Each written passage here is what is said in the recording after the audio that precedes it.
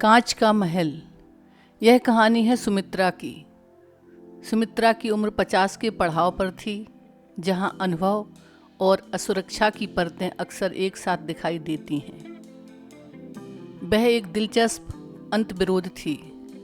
वह घर में स्मार्ट होम गैजेट्स का उपयोग करती, सोशल मीडिया पर सक्रिय रहती और मानती थी कि औरतों को आर्थिक रूप से स्वतंत्र होना चाहिए। लेकिन जहां बात उसके पति राघव की आती, सुमित्रा का व्यक्तित्व 19वीं सदी के किसी संकीर्ण दायरे में सिमट जाता।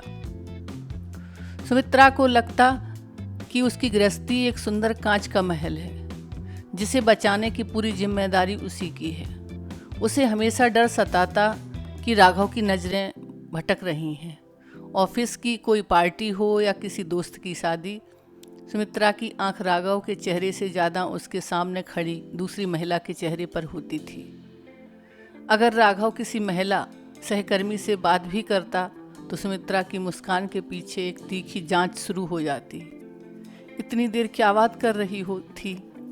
वो कुछ ज़्यादा ही मुस्कुरा नहीं रही थी?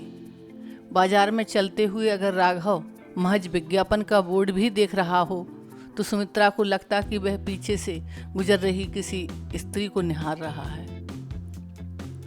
सुमित्रा का प्रेम स्वामित्व में बदला चुका था। वह चाहती थी कि राघव उसकी पसंद का एक विस्तार मात्र बनकर रहे।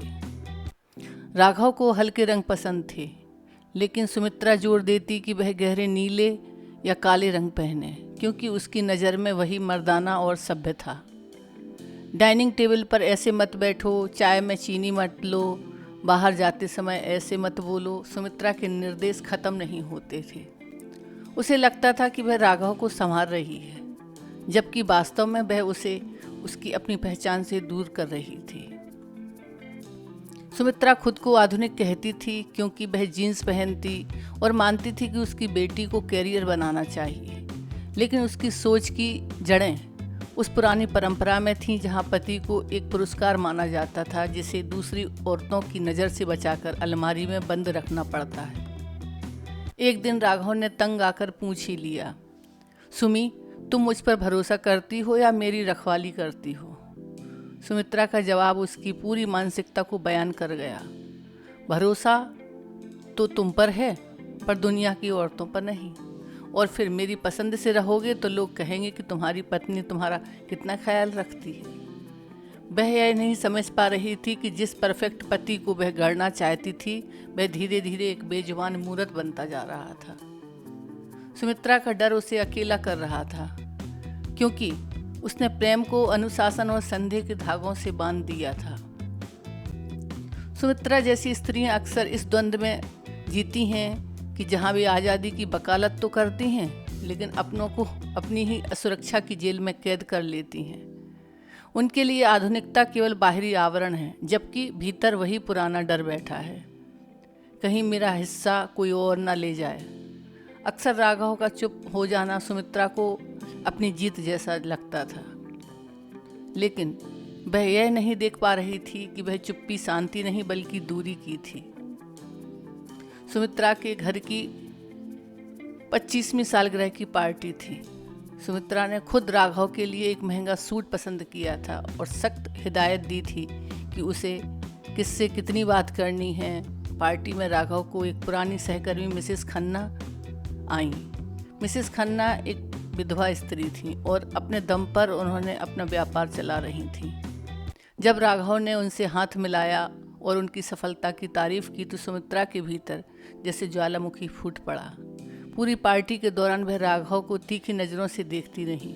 मेहमानों के जाते ही सुमित्रा ने मोर्चा खोल दिया, तुम्हें शर्म नहीं आती? सबके सामने उस औरत से ऐसे मिल रहे थे जैसे सालों की बिछड़ी मोहब्बत मिल रही हो। सुमित्रा चिल्लाई। राघव, जो अब शांत था, उसने अपना कोट उतारा और शांति से कहा, सुमित्रा, आज तुमने सिर्फ मेरा अपमान नहीं किया, बल्कि उस गरिमा का भी अपमान किया जिसे तुम अपनी परंपरा कहती हो।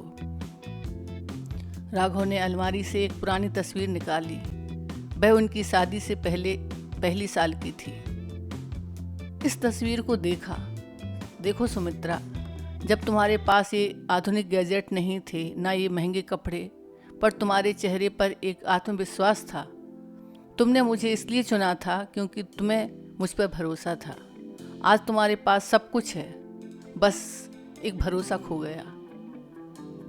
उसने आगे कहा, तुम चाहती हो मैं तुम्हारे हिसाब से बोलूं, तुम्हारी पसंद के कपड़े पहनूं, पर क्या तुम्हें पता है कि पिछले 5 सालों से मेरा पसंदीदा रंग क्या है या मुझे खाने में क्या पसंद है? नहीं, तुम्हें सिर्फ इस बात की चिंता है कि दुनिया क्या सोचेगी और कोई दूसरी औरत मुझे ना देख ले।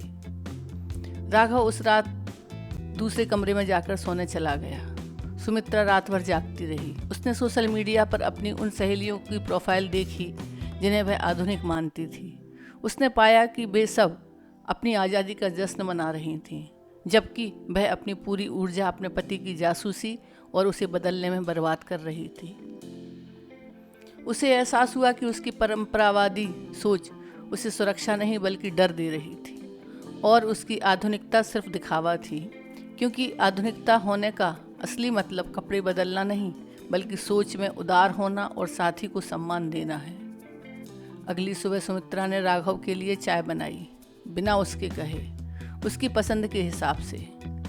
जब राघव तैयार होकर बाहर जाने लगा तो सुमित्रा ने उसे टोकने की वजह सिर्फ इतना कहा, राघव, शाम को आते वक्त अपनी पसंद की मिठाई लेते आना, आज हम अपनी पसंद का जश्न मनाएंगे।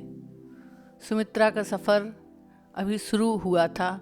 उसे अपनी 50 साल की उम्र में यह सीखना था कि प्रेम नियंत्रण करने में नहीं बल्कि मुक्त करने में है। उसने अपनी असुरक्षाओं की बेड़ियां खुद ही काटनी शुरू कर दी थी। सुमित्रा की कहानी हमें यह सिखाती है कि असुरक्षा चाहे कितनी भी पुरानी हो, उसे आत्मविश्वास की आधुनिक सोच में बदला जा सकता है। रिश्ते तभी फलते फूलते हैं जब उनमें संदेह की जगह सम्मान और बंदिशों की जगह भरोसा होता है। दोस्तों, सुमित्रा की यह कहानी हमें एक आईना दिखाती है। अक्सर हम अपने रिश्तों को संवारने के चक्कर में उन्हें अपनी पसंद की जेल में कैद कर लेते हैं। अगर आपको यह कहानी दिल को छू जाने वाली लगी तो इसे लाइक ज़रूर करें। क्या आपको भी लगता है कि रिश्तों में थोड़ा बहुत शक होना जायज़ है, या भरोसा ही एकमात्र रास्ता है? अपनी राय हमारे साथ साझा करें। ऐसे ही दिल को छू लेने वाली कहानियों के लिए हमारे चैनल को सब्सक्राइब करें और बेल आइकन दबाना ना भूलें। रिश्ता सम्मान से फलता है, नियंत्रण से नहीं। Thank you.